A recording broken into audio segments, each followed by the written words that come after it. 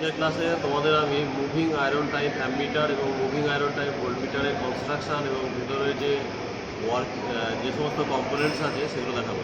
এখানে দেখো 0 থেকে 500 ভোল্টের একটা ভোল্টমিটার এবং একটা পয়েন্টারটা রয়েছে। দেখো এখানে আমাদের এই ডায়ালটাকে যদি খোলা যায় আমরা আরও ক্লিয়ারভাবে দেখতে পাবো। এখানে এসি ডিসি দেখো দুটো লেখা রয়েছে, মানে এসি ভোল্টেজ এবং ডিসি ভোল্টেজ মেজার করবে। এবং এখানে যে এই যে সিম্বলটা রয়েছে, এই সিম্বলটা সেটা হচ্ছে মুভিং আয়রনের সিম্বল। এই সিম্বলটা থাকলে তোমরা বুঝবে সেটা মুভিং আয়রন, এবং সেই মিটারটা কিন্তু এসি এবং ডিসি দুটো ভোল্টেজই কিন্তু মেজার করবে। এবং এখানে দেখো ভার্টিক্যালি একটা সিম্বল রয়েছে, একটা দাগের ওপরে সোজা দাগ, অর্থাৎ মিটারটাকে আমাদের এই ভার্টিক্যালি ব্যবহার করতে হবে, সুইয়ে ব্যবহার করলে হবে না।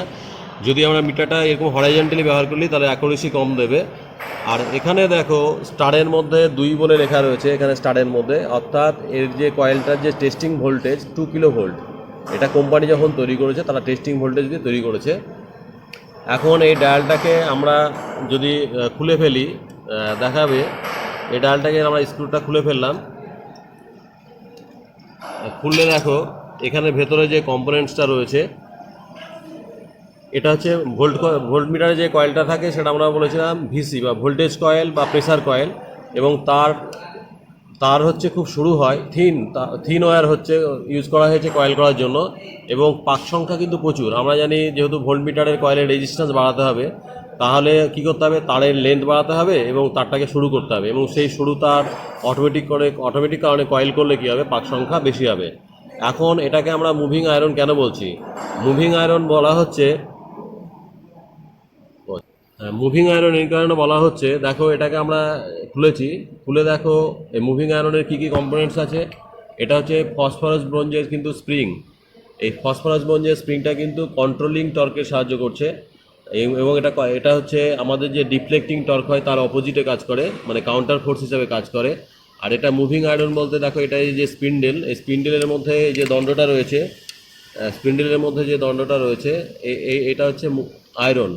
এই আয়রনটা কি করছে, এখানে দেখো এখানে যে হোলটা করা রয়েছে, সিলিন্ড্রিক্যাল যে হোল, তার মধ্যে কিন্তু এই আয়রনটা কি করবে, মুভ করবে। এই আয়রনটা কিন্তু মুভ করবে, এইভাবে মুভ করবে, আয়রনটা এইভাবে মুভ করবে। সেই জন্য হচ্ছে মুভিং আয়রন ইনস্ট্রুমেন্ট। এখন কেন মুভ করবে? শুধু শুধু তো মুভ করতে পারে না। আমরা যখন এখানে সাপ্লাই দেবো, অর্থাৎ ফেজ বা নিউট্রালে যেহেতু 300 ভোল্টেজ, তখন কিন্তু এটা একটা ইলেকট্রোম্যাগনেটে পরিণত হবে। এবং ইলেকট্রোম্যাগনেটে পরিণত হলে এখানে একটা ম্যাগনেটিক ফিল্ড তৈরি হবে। এই ম্যাগনেটিক ফিল্ড কী করবে, এই আয়রনটাকে কিন্তু ভেতর দিকে অ্যাট্রাক্ট করবে, মানে আকর্ষণ করতে যাবে। এবং তার প্রভাবেই কিন্তু ডিফ্লেক্টিং ফোর্স উৎপন্ন হবে, তার প্রভাবে কিন্তু আমাদের এই পয়েন্টারটা কিন্তু মুভ করবে।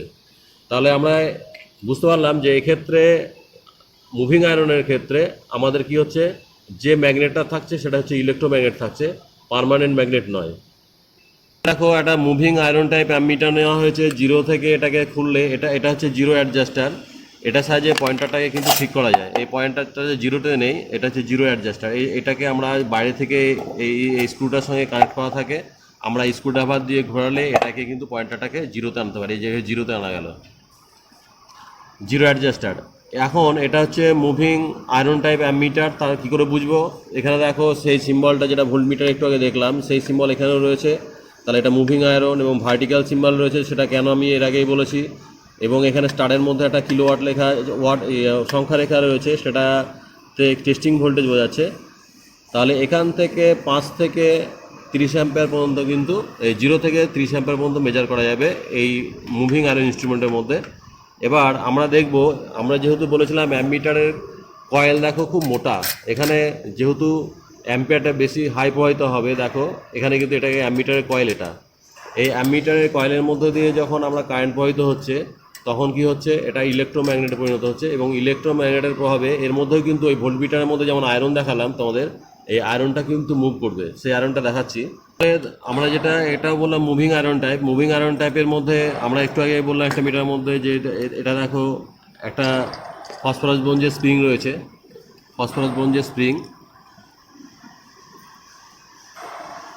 এইটা স্প্রিং রয়েছে, যেটা কিন্তু কন্ট্রোলিং টর্কের কাজ করছে।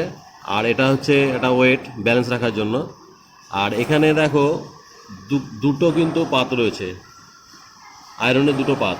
অর্থাৎ মুভিং আয়রন আমরা জানি অ্যাট্রাকশান টাইপ হয় আর একটা রিপালশান টাইপ হয়।